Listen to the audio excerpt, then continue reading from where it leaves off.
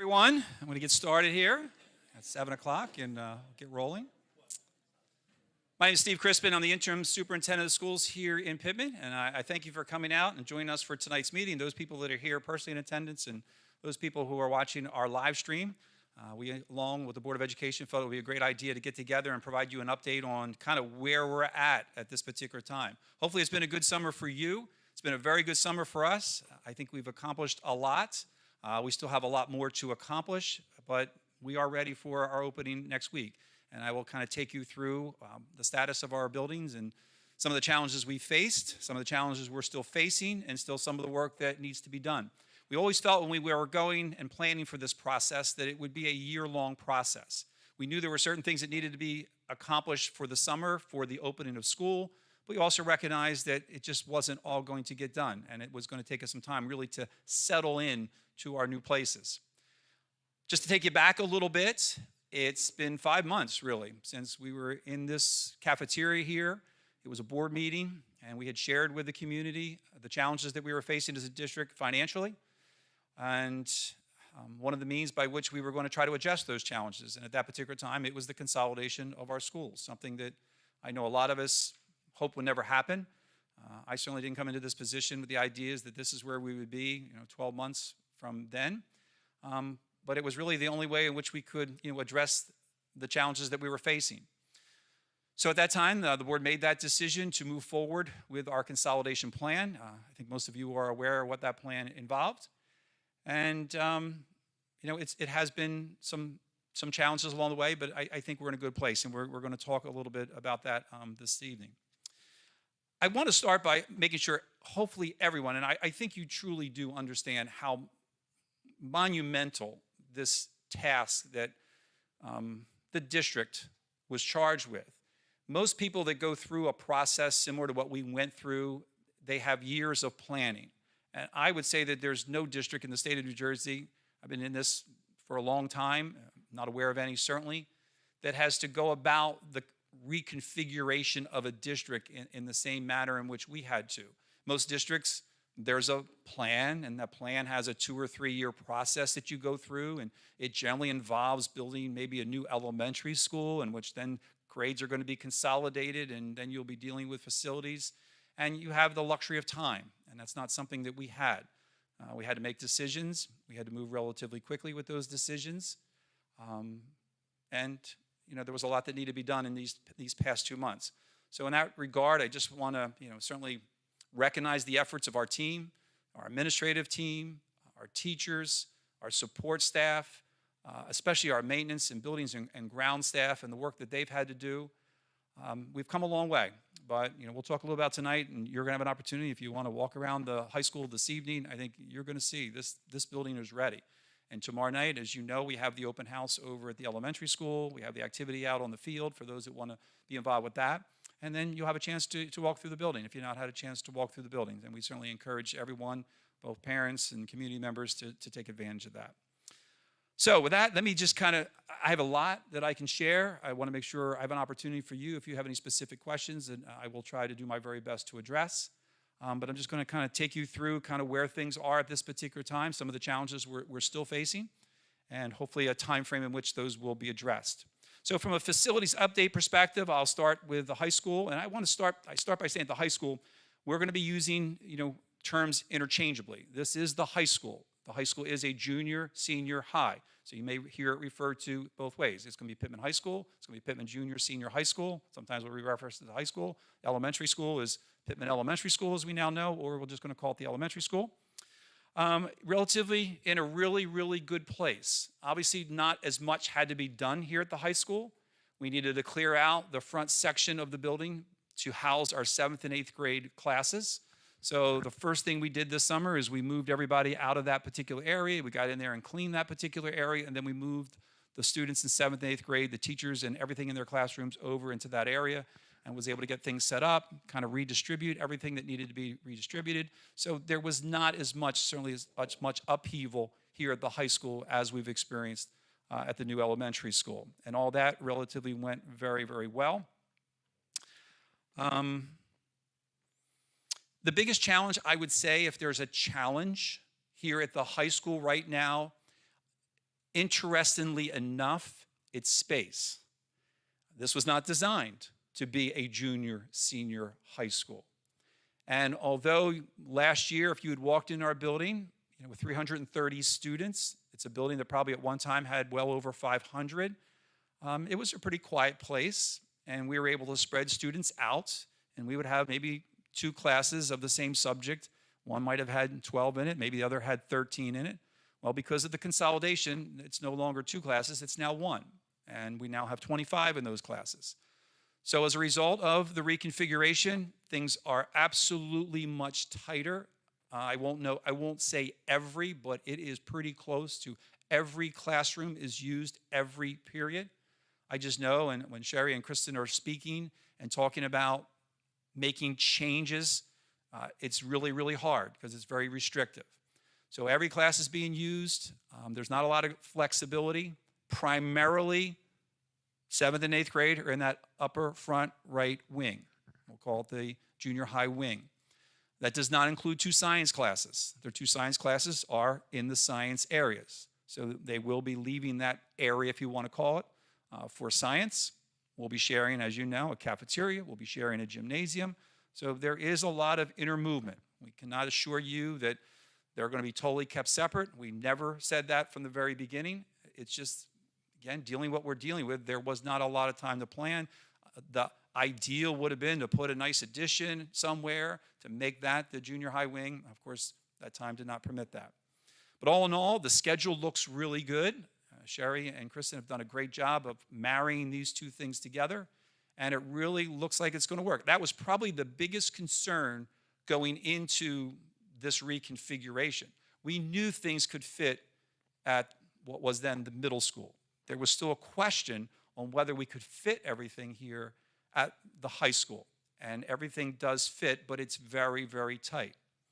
Now, one other thing, and this is a big change that with regard to the schedule is it is an 8-period day here at the high school.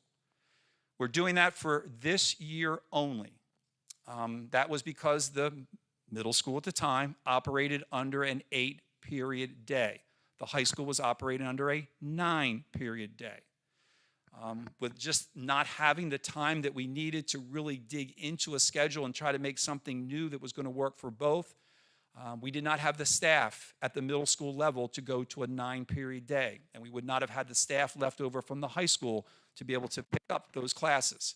So the safest thing for us to do for this year is to go to the 8-period day. It's worked very well in terms of the schedule, but the one downside, and if you have a high school student, you probably have experienced this or discussed this, is it limits the number of electives. There's 1 less elective this year. That is a price we had to pay. It's not a great price.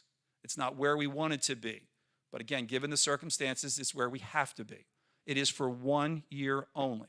We have to make the commitment. We have to get back to a 9-period day, and we will get back to a 9-period day next year. What does that look like? We don't know, but at least we have a year to plan for that. So that's probably the biggest change here as far as the middle school, high school is concerned. I would say, if there was, we've talked about the cafeteria. The cafeteria will only house junior high students when they have lunch. And my understanding is I think they're all here together in their schedules. And then the other 2 periods will be high school, so they're not mixed for lunch. And as far as PE is concerned, this is another one of those areas where things kind of fell pretty well, is the only mixing we have is there's 1 or 2 periods, I think, where the 9th graders are with the 7th and 8th graders. All right, so that doesn't mean they're mixing their classes, but they're together somehow, some way. There's multiple teachers, remember, in there, and then they'll be divided up accordingly. But we felt, the 9th graders are the same 8th graders that they were with last year, are just now 9th graders. So you're with the same students, and we just felt it's not what we felt, is what we needed to do to make that work. The 9-period day next year will enable us to kind of spread that out a little bit more, and may not be as much of an issue. So that's the only really small little thing that we couldn't fix as far as having the junior highs and the senior highs together. So that's the high school. It's a quick update in terms of where we are, challenges we're facing, and some of the issues we'll be dealing with as we move through the future. Obviously, the elementary school was our biggest challenge. It was the biggest challenge in terms of getting everything out and then moving everything in. It was a 100% almost turnover. Maybe the offices didn't. So the idea again was we cleared out this front 7th and 8th grade, moved the 7th and 8th grade over, freed up that space, went in and cleaned that space, moved the 6th grade out so we could get into those areas because the 6th grade, of course, is staying. And then once we made all the moves, brought everything from the elementary schools over. Teachers did a great job of preparing all their information, packaging everything up. We had great movers, outstanding movers, did a super job, worked very well with us, were very accommodating, whatever we needed. And the move was done probably well ahead of what we had anticipated in terms of that schedule, which gave us some extra time to work with. So everything got moved in. They even helped us set up the classrooms, which was really nice. They moved everything in there, and then teachers came in and kind of gave a little drawing of how they would want their classrooms set up. It's not something they were contracted to do, but they did that for us. So I think we've got where we needed to be. Again, it's not perfect. We still have a ways to go. It may not feel like an elementary school if you walk in there. I know Carolyn has great ideas and thoughts. Her and Chris worked together to kind of prepare the building for their first day, in terms of bulletin boards and decorations and just giving it that elementary feel. So please be patient with us. Hopefully by the time we get to back to school night, we'll have everything in place that we want to have in place. I would say some of the biggest areas that needed to be changed, if you're familiar with the downstairs old wood shop, that was converted into a classroom. Our staff did that, and they did a great job. That is where our world language class will be. So that would have been where that old wood shop was at one time. Next to that was also part of a wood shop. That is also being converted into a computer classroom. So again, some aesthetics maybe in there to kind of brighten it up and clean it up a little bit. Most of the work was done on the one side where we had a lot of the woodworking equipment, but that is all has all come out very well and is all being completed. Panther Club will be a very important part of our program over at the elementary school. We've even made some late changes to the Panther Club. The turnout was very good, obviously, when we bring two elementary schools together. We relocated the Panther Club. Initially, we were looking at the library, and then with the numbers that we had, we decided to make a change, and we've moved them to the cafeteria. The cafeteria will be their home base, and we'll also have the cafeteria and the gymnasium for large parts of the school year, where now we can kind of use those two areas for that particular program. Probably a little less during the winter months when the gymnasium is used by the high school, probably the 7th and 8th graders. And then Memorial School, nothing really changing much there. We're expanding our preschool program. We added 2 more preschool classrooms. Memorial School is getting very tight right now, very tight. And according to the preschool expansion aid that we receive, we have to expand that probably by at least 1, probably by 2 more classes. And that's where things are going to get very challenging. We hope to be able to maintain Memorial School the way it currently is, which is a pre-K-1 school. But there's going to be some challenges there. We have some thoughts in terms of how we're going to accomplish that. One of the things we're looking at right now is the possible movement of the administrative offices out of Memorial. They will not necessarily provide classroom space, but they do provide space where we could move some of the support services at Memorial into that space.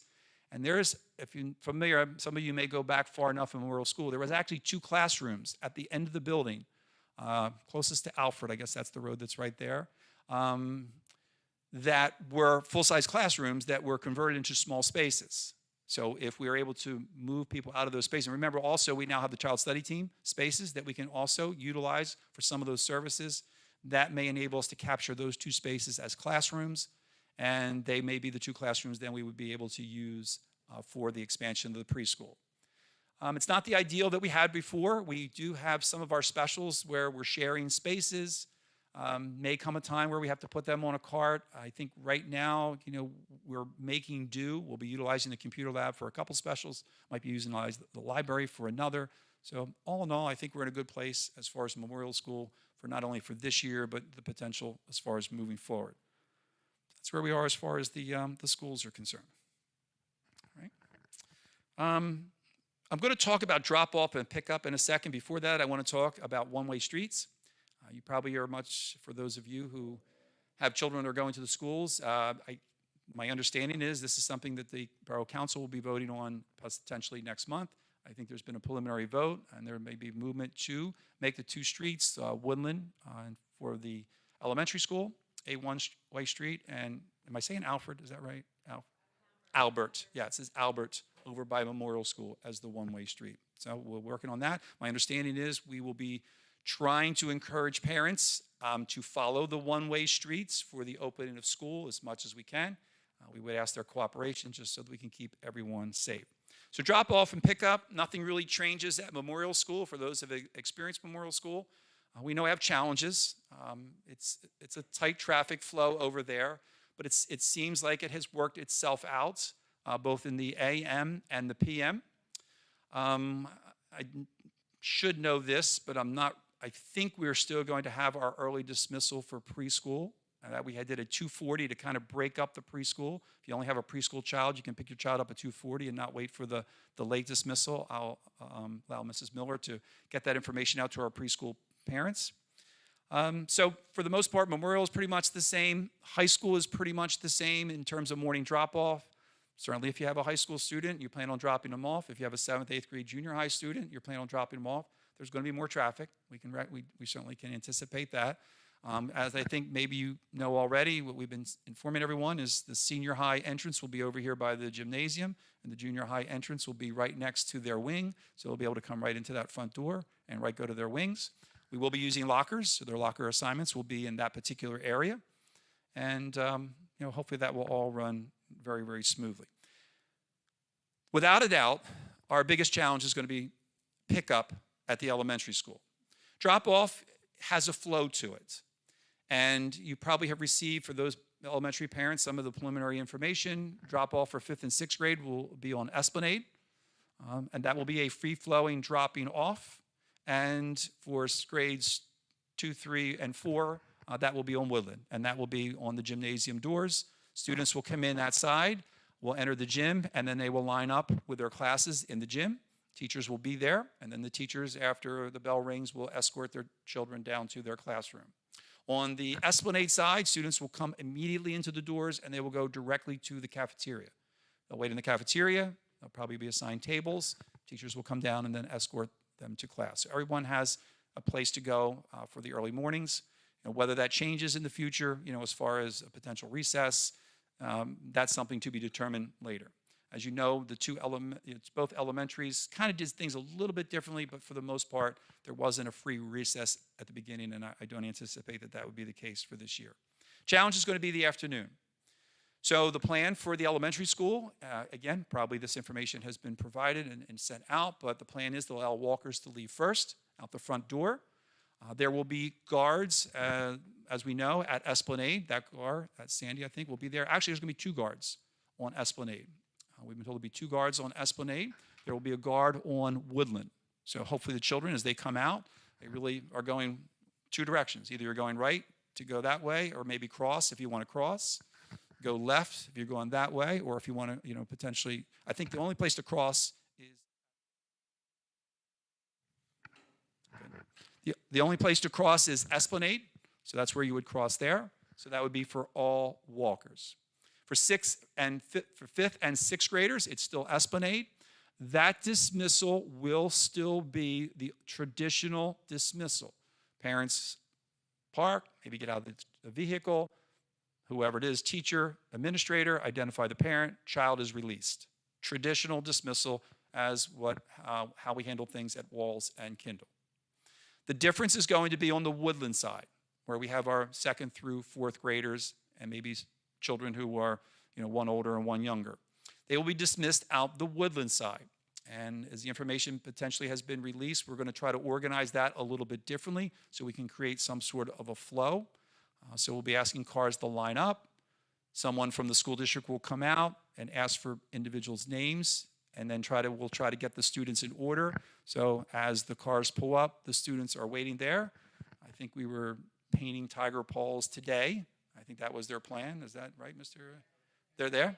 Panther paws. I said that. And with the panther, thank you. They're there. Can't miss them, right? Okay. All right. Thank you. So the Panther Pawls are there. Students will be assigned to go to the particular Panther Pawl based on the order in which the cars are arranged. As you can imagine, it's going to take some time in order for us to get where we need to be. So please, please, please be patient. But we think right now the safety is the most important thing at this particular time. And we want to be very, very safe. It would be we just felt it would be too difficult to stay with the tradition in terms of what we've done in the past, where we allow people just to park and come up and get your children and go. So we feel this is the best course of action, and we want to, kind of make sure we'll do everything we can to kind of make that work. So that's where we are as far as dismissal at each of the 3 schools. All right.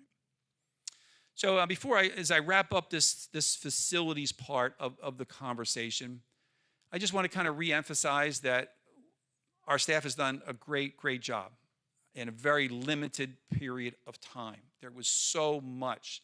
When we look at the fact that we moved everything over from the elementaries to the middle, and it takes time to get things in order. And probably one of the biggest things we're dealing with, we were very fortunate that we had the boxes provided to us. Boxes were a godsend in this move. But now we got to deal with the boxes. So, everybody is in their classrooms right now, and they're unloading their boxes, and of course they end up in a hallway, and we need to move them, and we're temporarily storing them. And but it's a lot. So we ask again your understanding. If you come to the open house tomorrow night and you walk through the building, please again understand we've done a lot in just about 2 months from now, and it's an evolving process. It's going to continue to evolve as we settle in. I think we've done a great job, but there just may be some things. There's some areas where we might, taking some things off the wall, and as you take things off the wall that have been up there for a long, long time, the paint comes with it, and then we need to get back and we got to paint that area. We know this, and we're going to get to that, but it's going to take us a little bit of time. I want to talk about staffing a little bit real quick. We have our new teacher orientation program tomorrow, and we will be welcoming in 15 new teachers into our district. That's a lot in any year for the Pittman School District, let alone a lot in a year in which I think you've heard me say it before. Unfortunately, with our budgetary challenges and with the consolidation of the 2 schools, probably it was an overall reduction of close to 30 or more staff members. So that's a lot. So to think, with that many that we've lost, that we're now bringing in 15 new teachers. This is a new teacher. It doesn't even include some of the other staffing positions that we potentially had to fill. And people are leaving for various reasons, opportunities that present themselves. People want to take advantage of, which we certainly understand. I'm going to be very honest here. I don't like to hide things, but there are certainly some concerns. If you're a high school teacher or a middle school teacher, about the future of our high school or even middle school and where you may stand as far as seniority is concerned, and we understand and can appreciate that. But I got to tell you, we are extremely excited about the people that we're bringing on board. We think we did extremely well in terms of maintaining the high standard that we have as a district for our staff. And I think these people are going to do some great things for us. And this is at all grade levels. We have about five, I think, are preschool, because we're expanding our preschool and we move some staff around, a number at the elementary, a number at the high school. So it's really a nice, good cross-section of teachers throughout the district. And that was important to us. It was very important to us to know that is the strength of our district. It's not our buildings. We love our buildings and we love our configurations, but it's our staff. It's the people in this district that make Pittman what it is, and it's special. And I have to believe that, and we were getting out late because a lot of these openings that we had occurred relatively late, that when people see the opportunity to come and teach in Pittman, that's something that they value. And these are people with experience that are looking for a change, looking for new challenges, or just looking for a new home. And we hope they find it here, but I just want to say it was important to us. You may have a new teacher. You can be sure if you have a new teacher to this district, they're good. And we're really excited about that group that we'll be bringing in. Let's see here. Let's talk about playground. All right. Playground is, we'll call it the Summit Playground, Summit Field Playground. That has been our plan for the last couple months as we began planning for our move to the elementary school. I actually have Chris back here? I actually have, if you don't mind, yep, I have these in 1, 2, 3. I have about, if you'll share a few, I have about 40 of these. This is just a very, very preliminary site plan. So, it might help you to get eyes on what this could look like. So last spring, we met with the HSA, and we had some plans that we had been provided for playground areas. HSA had an opportunity to look at those plans, look at the catalogs that we had, and we made a decision. And that's the basis by which we have a playground. It's a very nice playground. It's very big. As you will see in the drawing there, it includes a playground apparatus, you want to call it that, and then some swings. It's not cheap. Playgrounds are not cheap. So we got as much as we felt we could afford at this particular time.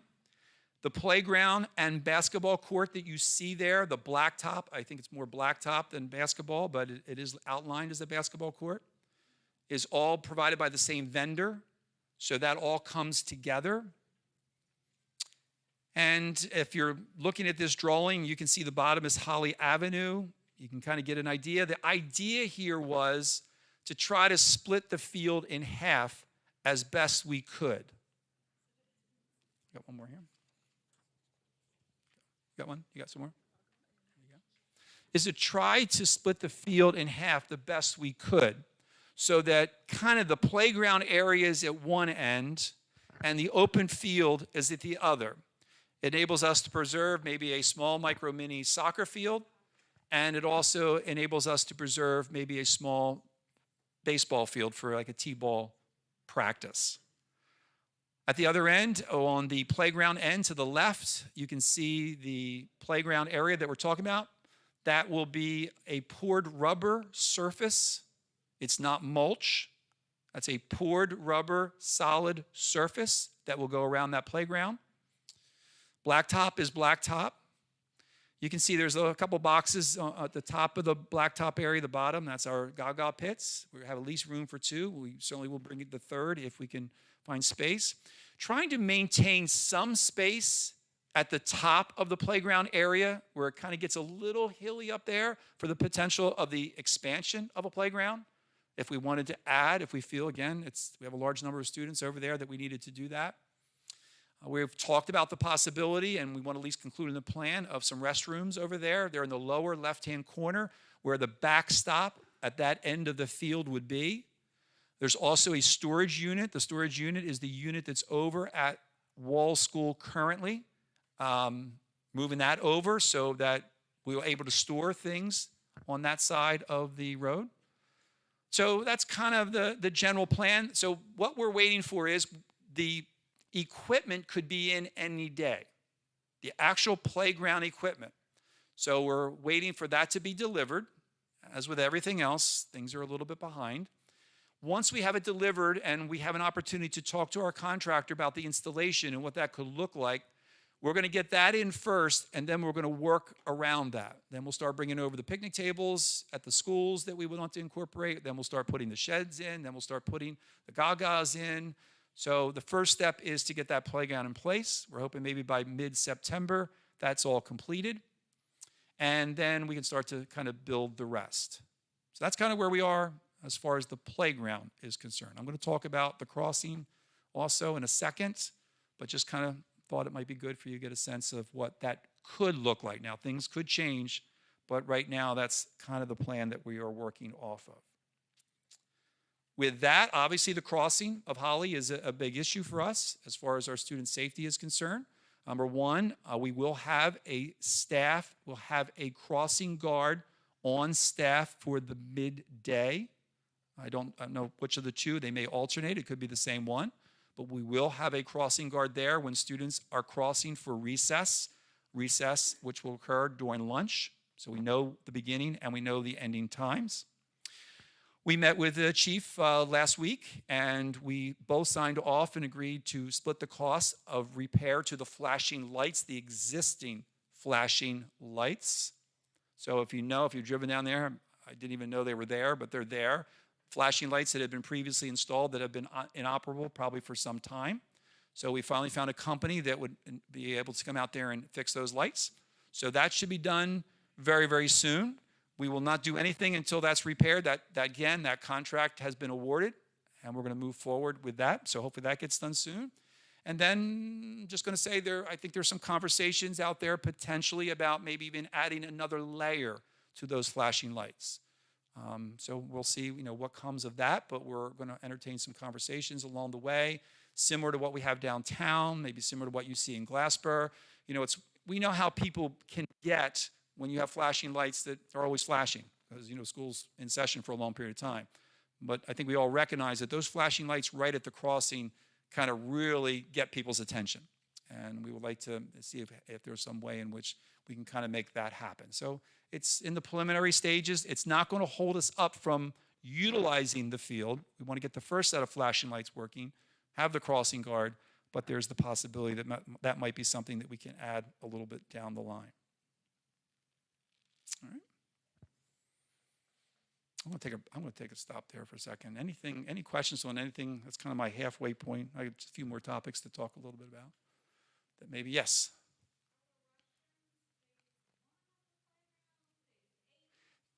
Okay, so what you see there on the plan would include two. So, and they're porta potties. That's what they are. So they'd be two. We are toying with the idea they would be next to the storage unit, of possibly putting some sort of fencing around it to try to make it a little dry. The issue we have, and the reason I can't finalize anything, is because they have to be serviced. So truck's going to have to find its way, and the opening is where the opening is. If you know where the opening is on Holly Avenue, it would have to go way it is right now. It would have to go all the way around. So we kind of put them in a place where maybe they weren't as noticeable, but at the end of the day, they may say, no, they're too far away from where we need to get to. So that's also needs to be part of the consideration. But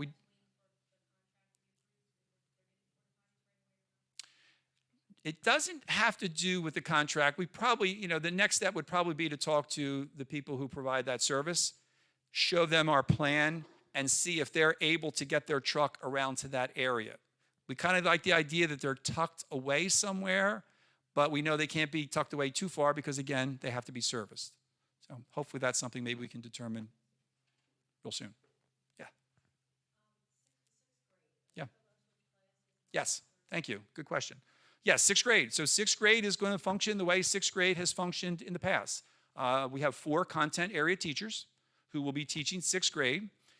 It's going to look similar to what it has looked like in the past, but with potentially some slight modifications. If you've had an opportunity to attend some of our board meetings, one thing we have talked about a lot is the need to increase instructional time in ELA and math in the 6th, 7th, and 8th grade levels.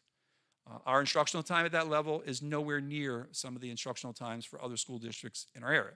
It's primarily because, we generally follow a very structured, it was an 8-period day, 40-some minutes. So ELA was, 42, 45 minutes is what it was. Now that we have the 6th grade kind of separated, it's given us more flexibility to look at what that day looks like. So I can't give you all the details, but it's my understanding that there will be a little bit more ELA time built into the schedule. For example, I've been told, so one of our new social studies teacher is a former 4th grade teacher. Her name is Jennifer Cuesta.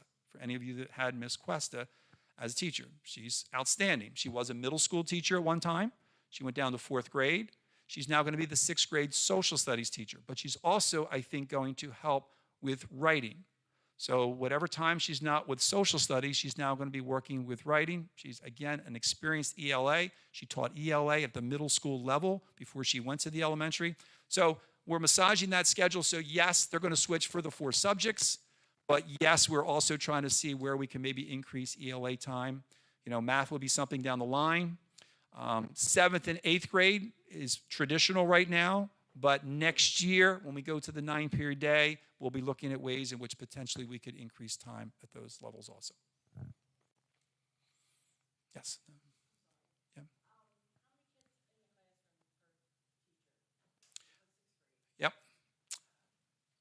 I don't know.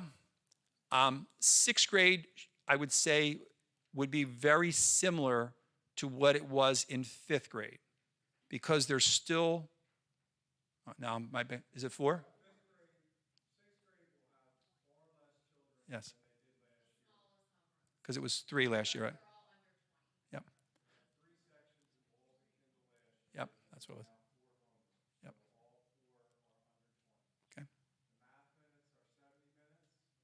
70 minutes for ELA plus a 30-minute writing class, 40 minutes of science and social studies. So all math and ELA time are all up considerably from what the middle school experience will be. Okay. I And can't imagine it in 3 days. Good. Thanks. That's where we're going to be on Tuesday. I apologize to our parents at home who are watching the live stream. I should be repeating these questions. Hopefully you got a sense of what the question was. That one was dealing with, will they have a 4-period day? Yes, I answered that one. The next one would be the amount of time. I've talked about the increase in time for ELA. ELA would be 70 and math is 70? 70 minutes of reading. 70 reading. Plus a 30-minute standalone writing course. 30 minutes standalone writing. 70 minutes for math. 70 for math. 40 for science and social studies, and the class sizes in sixth grade will be much less because we had 3 all under 20. With that said, let me be very straight up and honest, that's not the case at 7 through 12. Our numbers are going to be much higher than what they were. We still have the same number of teachers. We did not cut back in terms of the number of teachers that we have. It's 2 ELAs and there's a math at each of the grade levels. There's an ELA at the grade levels. The numbers are just a bit higher. High school is going to certainly see increases. I gave you that example. We had a luxury in terms of having 12 and 13. Well, now that's 25 because we needed to put them together so that we freed up that classroom for another purpose. I know there's some classes that are going to be pushing 30 in some areas. Most of them are the upper academic areas where it's not as much of an issue because, students do very well in those classes. So I don't have all those numbers. That's one of the areas where we are seeing a little bit of reduction, but I know the numbers are going to be a little higher than probably what we've been seeing in the past for 7 through 12. Yes. Yes. Yes. Sixth grade is the only grade. Uh-oh.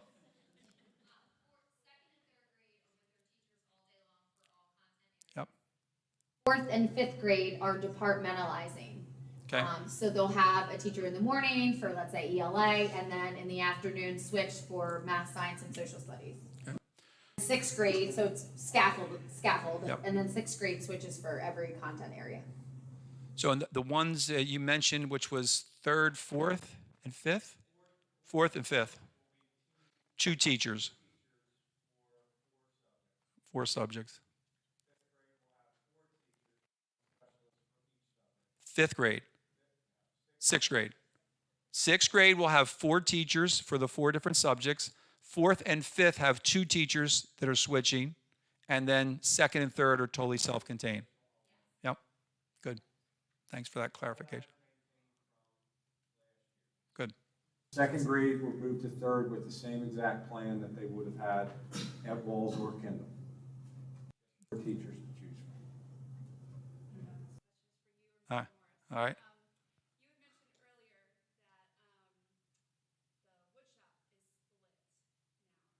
Now, let me just clarify. The woodshop has always been split. It's 2 separate classrooms. It was kind of the way it functioned before. The woodshop was on one side, and maybe there were tables there that had the wood blocks, and you could do little projects. On the other side, we had computers. So we'll still have computers on the other side. We're trying to clean up the room a little bit, but on the woodshop, everything was kind of taken out, and it's now a regular classroom. The 2 together were used for STEAM, yes, but it's going to be on the computer side. On the computer side. Yeah. We really didn't have woodshop equipment in there. It was just kind of the tables were kind of nice square tables. And if you know the building, you know that the classroom we're talking about that will have the STEAM program is a very large classroom, where the side that we converted which what I call the wood shop, into a classroom was a little bit smaller. Any corrections to that? Is what Mr. Van Fossen used to teach. Yep.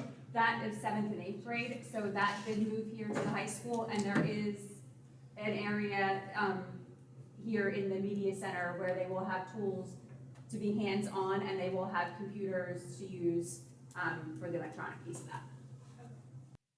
Yep, that's a great point. You know, in terms of, and what's really exciting when we have a STEAM academy at the high school level, and now to have those 7th and 8th graders, it's one of the benefits where we can really have strong articulation between what the 7th and 8th graders are doing and what they're going to need to do when they get into 9th grade is going to be much stronger, and we're really excited about that. Yes. Yes. Yes. Not 15 minutes. I know. But last year, pre-K always tended to dismiss 5 to 10 minutes before dismissal. Okay. Keep that at 15 minutes. Yes, yes. So question is the challenges that I think parents are going to be dealing with in terms of getting from one school to the other, you know, especially depending on where you are in line, you know, for the pickup. And please understand that we really spent a lot of time looking at those, you know, starting school time and ending school time, and just went back and forth on a lot of things and came up with what we thought was the best. You know, we pushed the high school up 5 minutes to increase that amount of time to kind of hope things are cleared out. But there's no question in all of our conversations, if you're picking up at the elementary school and need to get to Memorial, there could be challenges there, you know, again, depending on where you are in the line. Mrs. Miller is very much aware of that, and certainly will do everything she can. I don't think, for some, I know it was a challenge last year, and they held children until parents were able to get there, so we certainly recognize that.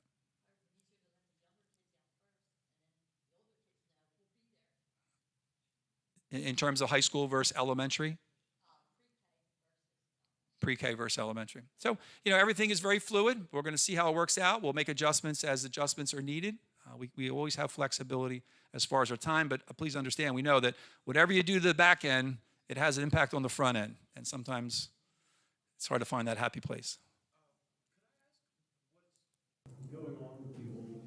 Yeah, good question. It was absolutely next on my list, Walls and Kindle School. All right, I'll just jump there real quick. I'll come back to any questions. So Walls and Kindle School. So the question is, what's the plans for Walls and Kindle School? We have a lease. The board has approved a lease with Elk Township for the use of what I think most of us understand is the wing at Walls School. They are leasing 6 or 7 spaces. So 7 spaces, really the whole wing they're leasing. If you know, there's 6 classrooms. There's a large classroom up front. I guess that's 7 classrooms. There's a teacher's room there. Basically, that whole wing they are leasing, which is very nice. For us, it's very nice for them. So just to let you know, Elk Township is looking to get the preschool aid that we received this last year. They will be applying for it. They're being very optimistic that they're going to get this because they're high on the list. So we're planning accordingly. As a matter of fact, they are so optimistic. Their preschool classes that they currently have, which was a preschool disabled program, like we had before we got the grant, they are actually moving them in right now. So they are going to start in September with 2 of their preschool classrooms at Walls School so that they don't have to relocate those students when they get the aid. So you're going to see it right off the bat. They anticipate if they receive the aid that they'll be starting around November 1st. All right, November 1st. So you could start to see buses. We're going to send out notices to everybody. And we'll send out pictures so everybody knows what's going on there. So that's Walls School. So that's the wing at Walls School. Talking about Kindle and talking about Walls, let me just kind of circle back on something I said earlier. I mentioned that one way in which we may be looking to create space at Memorial School would be the relocation of the administrative offices. Walls School and Kindle School both provide us now opportunities to maybe relocate central office, to include, you know, our superintendent, business, maybe child study team, curriculum. So that's an opportunity we'll be looking at. And then we've had conversations with another district, Washington Township. They informed us they have 330 preschool students on a waiting list right now that they cannot service, and they have no classroom space. They visited with us at Kindle School kind of after our decision was made, and they indicated they would take every space in Kindle School. Now, every space that's eligible as a preschool classroom. Preschool requirements are a little bit more. Classrooms need to be a little bit bigger. We have bathrooms, but there are a lot of spaces in both Kindle walls. And I should say, they said we'll take every space in Kindle and we'll take whatever's left over at Walls as a possibility. So it's not a guarantee. They cannot apply for the expansion because they are getting the preschool aid. They could not do it this year because they missed the deadline when all this kind of happened. We were past the deadline. But now that they know space may be available, they will be applying next year for the following year. So this is not next year. This year. It's not this year. Elk is this year, 6, 7 classrooms, Washington Township potentially next year. And for some Washington Township residents, it'll be closer to be with us than to have to go where they would have to go at Grenlock in their district. So thank you for that. Yes. Yep. Oh, no, you did miss that. I didn't even mention that. So thank you for bringing that up. It's a good one. Will the junior high students and senior high students be using the same bathrooms? The answer is no, they will not. So for those of you who are familiar with the building, the bathrooms that are located right here have always been the senior high have been always the high school bathrooms, 9 through 12. They're being relocated over to the gymnasium, and these will be just junior high only. And we are still maintaining, we do have a supervision of those areas, and we have maintained that supervision.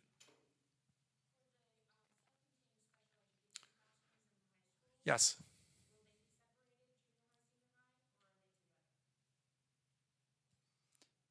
All right. Self-contained special education classes for the junior high are separated from the high school, yes. Now, I'm going to be, just so we all know, if there is one building challenge we're facing, that is part of a building challenge. We have a very large classroom, A3 or A9? A9. It's A9. It's up here. It's a very large classroom. We wanted to break that into 2 classrooms, and we can. It's a big enough space. We had our architects down. It's just the cost is exorbitant because we need all new systems in order to do that. So it's probably something we're going to talk about a little bit later as I get toward the end about a potential referendum, but that's something we need to do. So we're going to be doing a temporary a partition, which is permissible, where we share spaces. It is not the ideal, but we are going to have, I think one is going to be more of a resource room and one is more of a somewhat self-contained. We are moving, one of the classes will utilize whatever available spaces are in the building, but there may be times in which both of them are going on at the same time. So again, a partition has been purchased to kind of break that classroom in half, but unfortunately that's the best we're going to be able to do for this school year. Yes.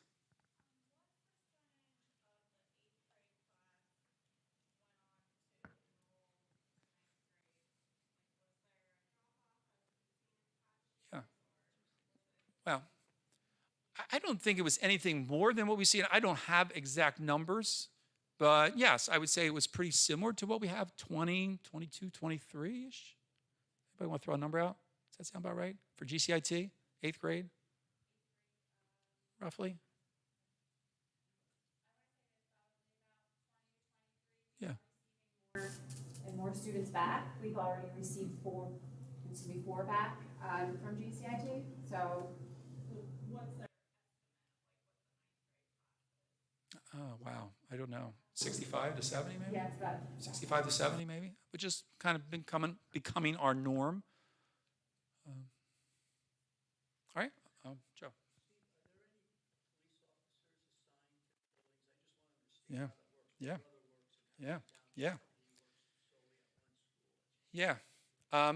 Yes, again, meeting with the chief, he went over his assignments. We have, fortunately now, 3 buildings with 3 resource officers. Remember before, we had 5 buildings with 3 resource officers. I would generally say we have 2 of those resource officers full-time, and we have 1 who is kind of our part-time, and that's pretty much assigned to Memorial, in there on a regular basis, but we have the 2 that are at the junior, senior high school now, and the other one, which will be at the elementary. It's really nice. Yes.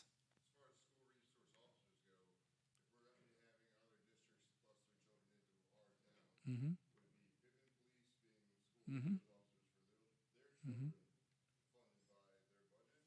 There's no plans that I'm aware of for us to provide resource officers to any of those students outside the district. Yeah. Yeah, I would say that, I'm not going to speak for them, but, they will probably look at other alternatives. They may not use resource officers. They may use security. I mean, there's other firms you can hire if you feel it's necessary. That has not been discussed, with the students that are coming over for ELK, but certainly something they'll have to decide on. Yeah. Mm-hmm. Mm-hmm.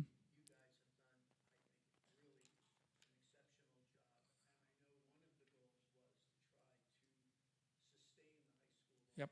Yep. Mm. Wow. Joe, that's a conversation we need to continue to have. I think we need to have the dust settle a little bit, get a couple months to kind of see how things are operating. But the point is a very good point, and we've said this ourselves. We've said it to some people. That issue does not go away. Remember, we had a high school building with 330 students here. It needed to have about 400 to really be a strong, sustainable high school. And strong and sustainable, not just from the academics. When you look at our academics now, our classes are going to be filled. I mean, it's going to be tight in there. The high school experience is more than academics. My understanding is we're not going to have a marching band. It's going to be a pep band this year. And we need to kind of build that program back up. We have other sports teams that are not able to sustain themselves, and we have to combine together with other schools. And as we look down the line, there's more and more of our programs that are looking that might have to go in that direction. So yes, high school sustainability is a very important issue that we need to discuss. I don't want to get into a lot of it because you've been there, but we have one more year of the S2 funding. That's what's been hurting us. It's this adjustment in state aid. It's been a 6-year process. There's one more year, and it's a big unknown in terms of how that's going to impact us. So we need to start those conversations probably in the fall, if not right after the first of the year, so that we're prepared to make any decisions that we need to make. We're optimistic that we're going to get through this. We're going to survive this year because I think we all know how important that is to us. Yeah.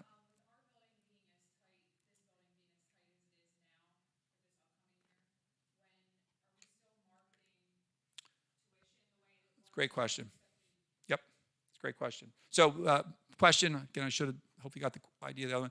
So with this building being as tight as it is this year, are we marketing, our reduced tuition as heavily as probably we anticipated? And the answer is no, we're not.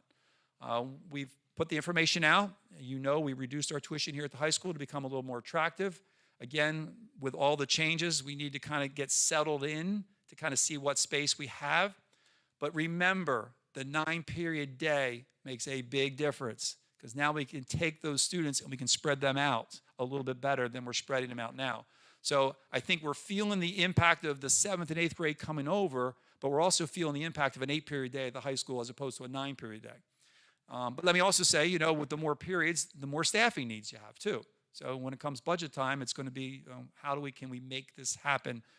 But we are committed to moving back to that. So hopefully that'll all kind of work itself out. Real quick, I'll throw a couple things else out there, and then we'll just kind of open it back up for one set of final questions. I know signs have been something we've been talking a lot about with different groups.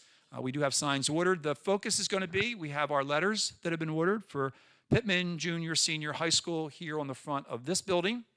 There's a cube out on the corner. We're going to be replacing the information there because there's schools on there, obviously with Walls and Kindle.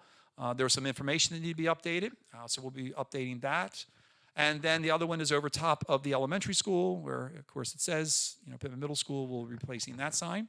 And there'll be some others that we'll be painting over just to cover some things up. And then if there's some other areas where they use, and remember, Pittman High School is still the name, even though we have 7 through 12 here. So it's either junior, senior high school, or high school. So we do have a couple signs that we're replacing there. I want to mention the strategic plan. Some of you may know the Board of Education worked through a strategic planning process this past winter. New Jersey school boards came down and assisted us with that.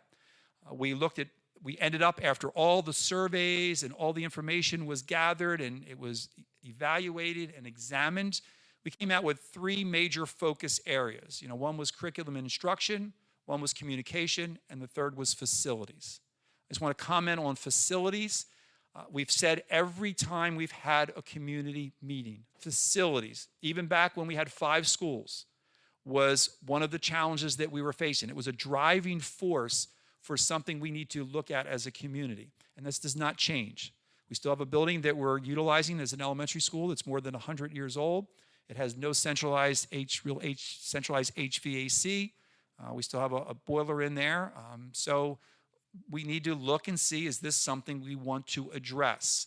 We have no centralized HVAC as far as both cooling and heating for the Memorial School. Heating, yes, not cooling. So that might be something that we might look to address, as well as any other facility upgrades. So sometime in the early fall, we'll be reconvening our facilities group that was part of the strategic plan to see kind of where we want to go with this conversation and try to prioritize the areas in which we want to address. For those that have been there previously, we have a bond that will be going off, will be paid off in 2 years. Ideally, if it's the desire of this community to do something with their facilities, would be perfect timing if we approve a bond, and then when one goes off, one comes on, it has minimal impact as far as the tax rate is concerned. So that might be something that we might want to look to consider. I think certainly we all recognize that before we would actually make any of those commitments, we need to come back to the high school sustainability issue. We need to know that this is a place that's going to house 7 through 12, and we want to make sure it's an appropriate facility to support those programs. A couple last things. One of our biggest challenges probably this summer and fears was the elementary school gymnasium.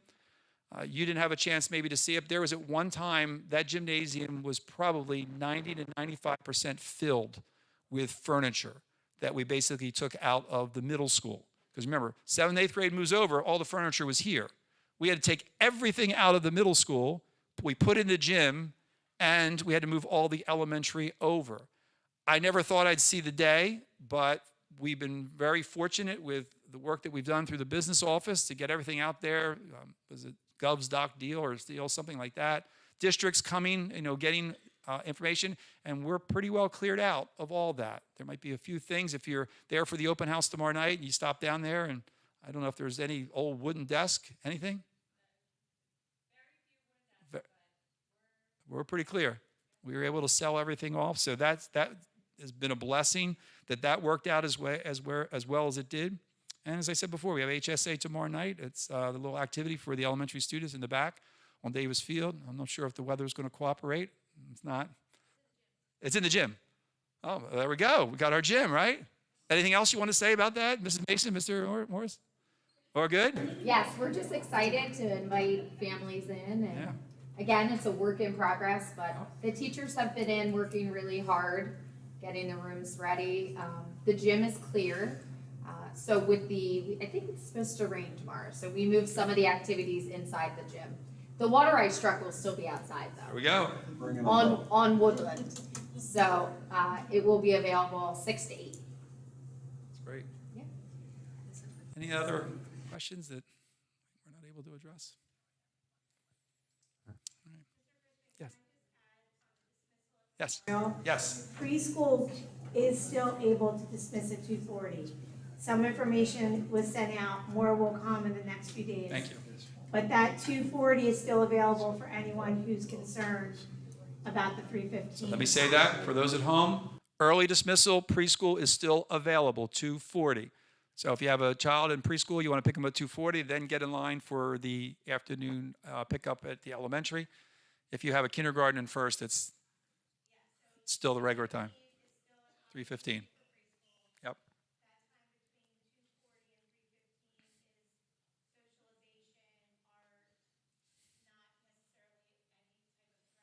Gotcha. Yep. No, they're not missing any instruction if they leave at 2:40. The other comment that I forgot to repeat from Mrs. Mason was everyone's invited tomorrow. It'll be in the gymnasium tomorrow. Water ice will be outside, and this will be our HSA activity. And you have an opportunity if you like to tour the building. Again, please understand We're not where we want to be. We've come a long way, but I think you're going to find it's in a great place. And you know our teachers. It's all about our staff. It's not about the building. It's not about what is or what's not on the walls. You know when they walk into that classroom, it's going to be a very special experience. And it's what makes our district so special. We certainly want to give our teachers all that they need in order to be able to accomplish the things they need to accomplish. But we're really excited about it. It's just the excitement is having everybody together. It's not the way we wanted to do it, but we're here. And there are going to be some benefits. It's going to be a great benefit for our teachers working together as a team. It's going to be a great benefit for our special education program under the leadership of Mr. Morris now. As we now have more comprehensive services all in one place, we can meet those needs in a much, much better way than before when we had to separate them, between two schools. So that's another thing we're very excited about. Hope you're excited. It's going to be a great school year. We'll stay around. If there's any particular questions you may have, please feel free to ask. And we look forward to seeing you throughout the course of this year. And we hope for you and your children it's a great one. Thank you very much.